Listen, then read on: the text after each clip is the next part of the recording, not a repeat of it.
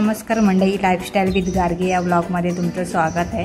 तर आज आपण बघणार आहोत अळूचं फतफतं।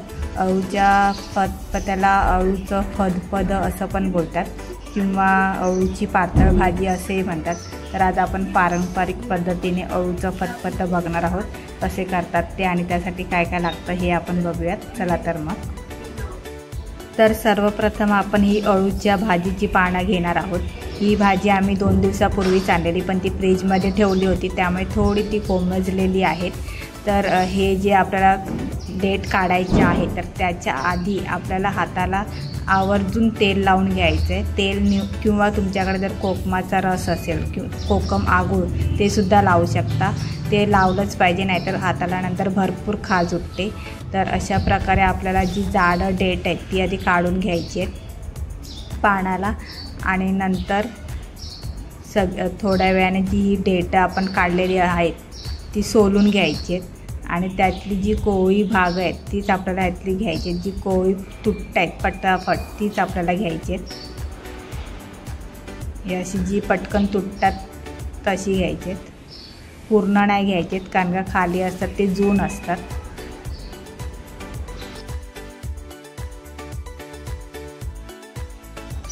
आणि अशा प्रकारे आपण ही सगळी देठ आता तोडून घेतलेली आहेत। ती बघा, ही एकदम पोपटी दिसतात, म्हणजे ती कोवळी आहेत। आणि नंतर ही जी पानं आहेत ती आपल्याला कापून घ्यायची आहेत। त्याला काही साईज वगैरे काही नाही आहे, तुम्हाला जशी हवे तशी कापून घ्या, कारण का आपल्याला ती आता डायरेक्ट धुवून कुकरला लावायची आहेत। ती आपल्याला देठ आणि ही पान आहेत ती आपल्याला कुकरमध्ये उकडवून घ्यायची आहेत,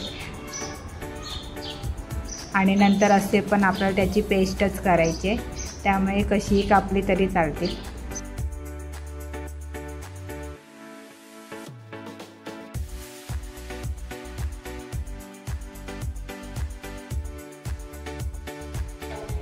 आणि आता अळूच्या फतफत्यासाठी आपल्याला साहित्य लागणार आहे। आम्ही हे कडधान्य घेतलं आहे, मिक्स कडधान्य। याच्यामध्ये चणे, वाटाणे, हिरवे वाटाणे, काळे वाटाणे, काबुली चणे, वाल आहेत आणि कच्चे शेंगदाणे। असं हे आम्ही रात्री भिजत ठेवलेलं पाण्यामध्ये।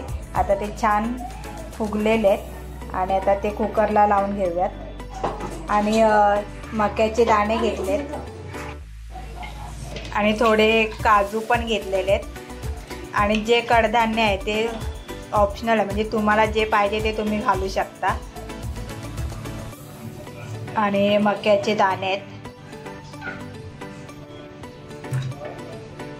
मक्याचे दाणे पण घ्यायचे आहेत आपल्याला सुट्टे, आणि हे सुद्धा टाका, ह्याने अजून चव वाढते। जसं आपण चिकन मटन खातो ते कसं चुकून खातो, तसं हे सुद्धा आपण चोखून खाऊ शकतो। खूप छान लागतं, कारण की ह्याच्यामध्ये तो रस उतरलेला असतो, त्यामुळे अजून टेस्ट वाढते। तर त्याच्यामुळे जास्त हे घातला तर तुम्ही एकदा ट्राय करा, तुम्हाला आवडेल।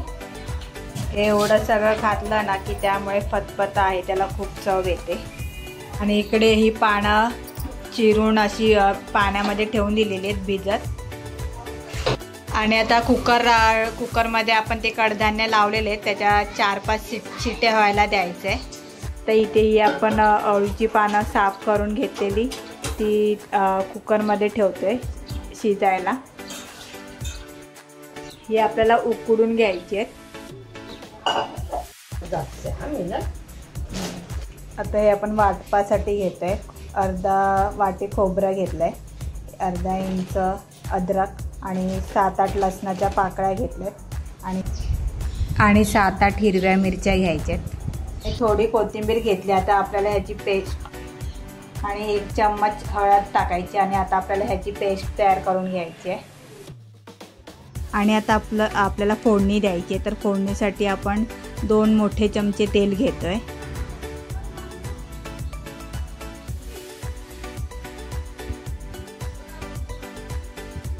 त्यामध्ये थोडं पाव चमचा हिंग टाकलं आहे, आणि 1.5 चमचा आपला घरगुती मसाला घेतो आहे।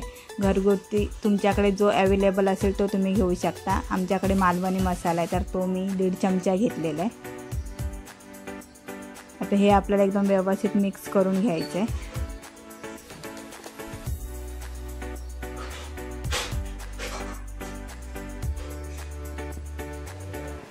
आणि आपण जे आता हिरवं वाटण केलेलं आहे ते आता आधी ह्याच्यामध्ये घालून घेऊयात। हे आपल्याला 5 मिनिटासाठी परतवून घ्यायचं आहे। ही जी भाजी आहे ती तुम्ही घरी नक्की ट्राय करा, कारण का ही भाजी आपण फक्त पावसाळ्यात खातो, कारण का पावसाळ्यामध्ये ती नवीन पानं त्याची येतात आणि पावसाळ्यातच भरपूर पानंही मिळतात। त्यामुळे पावसाळ्यामध्ये हे जे अळूचं फतफतं असतं ते खाल्लंच पाहिजे, कारण का शरीरासाठी सुद्धा चांगलं असतं आणि चवीला तर उत्कृष्टच असतं। त्यामुळे तुम्ही घरी एकदा नक्की ट्राय करा आणि बनवा, पावसाळ्यात खाल्लंच पाहिजे। आणि आता आपण जी अळूची पानं होती ती शिजवून घेतलेली, ती आता आपण त्याची पेस्ट केलेली आहे बारीक। पेस्ट करून आपण आता ती ह्याच्यामध्ये मिक्स करतोय।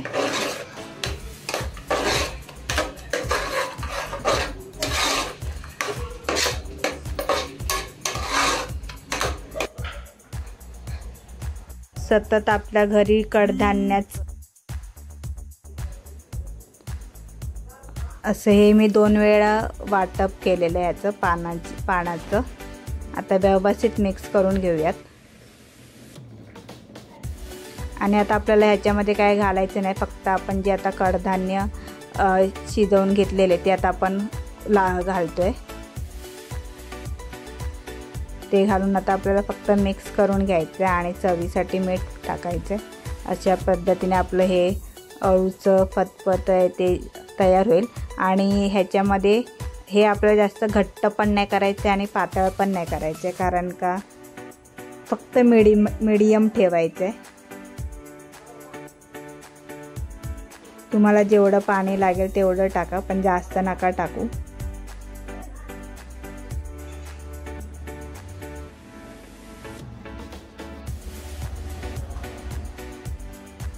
ग्रेव्ही सारखं असतं त्याप्रमाणेच ठेवायचं।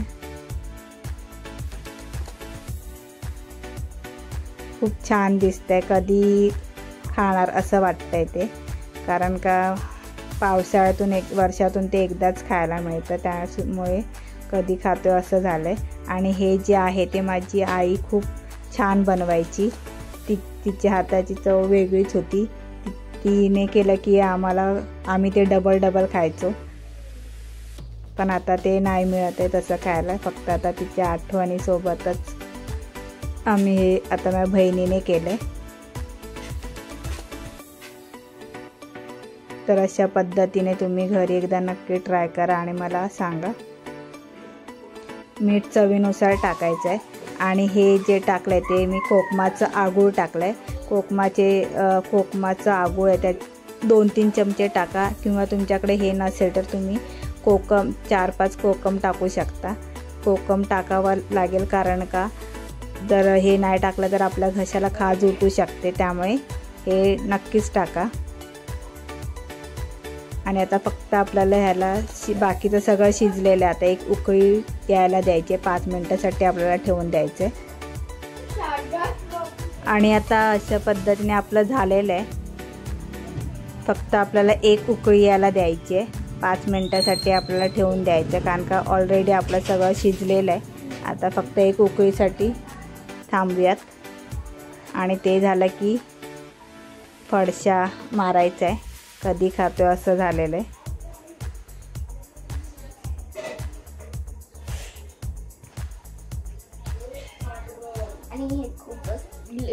आता फायनली उकळी आलेली आहे, आता झालेलं आहे। आणि अशा पद्धतीने तुम्ही एकदा घरी नक्की ट्राय करा आणि मला कमेंट्स करून सांगा। चॅनलवर नवीन असाल तर चॅनलला सबस्क्राईब करा, व्हिडिओला जास्तीत जास्त लाईक करा, शेअर करा, कमेंट्स करा आणि घरी परत एकदा ट्राय करा। चला तर मग भेटूयात परत एकदा नवीन व्हिडिओमध्ये, तोपर्यंत बाय बाय।